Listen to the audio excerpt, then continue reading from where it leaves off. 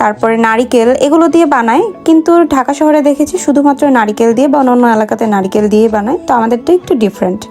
তা আমি এই যে এরকমভাবে ছোট ছোট করে কেটে নিচ্ছিলাম, আর আমার কাছে এই জিনিসটা কাটতে খুব মজা লাগে। আমি জানি না কার কার মজা লাগে, আর কার কার এলাকাতে কি কি নাম আছে এই পিঠার আমাকে একটু জানাতে পারেন কমেন্টস বক্সে। এই যে এটা হচ্ছে পুরটা আমি একটু আলগা করে নিচ্ছিলাম, মানে ঝুরঝুরা করে নিচ্ছিলাম, আর এই যে মাঝখানে দিয়ে এরকমভাবে কিন্তু একটা শেপ নিয়ে এসে মুখটা আটকে দিতে হবে। এটা কিন্তু দুধে ভিজিয়েও খাওয়া যায় বা তেলে ভেজেও খাওয়া যায়। একটু দেখেন কি সুন্দর লাগছে, তাই না? যদিও আমি অনেক দিন ধরে না করার কারণে আমার খুব বেশি একটা ভালো হচ্ছিল না, কিন্তু মিমি বেশ ভালো করে পারে। মিমি এই কাজটা বেশ সুন্দর করে করছিল। এই যে দেখেন আমারটা থেকে ওরটা আরও বেশি সুন্দর হচ্ছিল। আর আমাদের সবার হাতে মেহেদি কেন বলেন তো?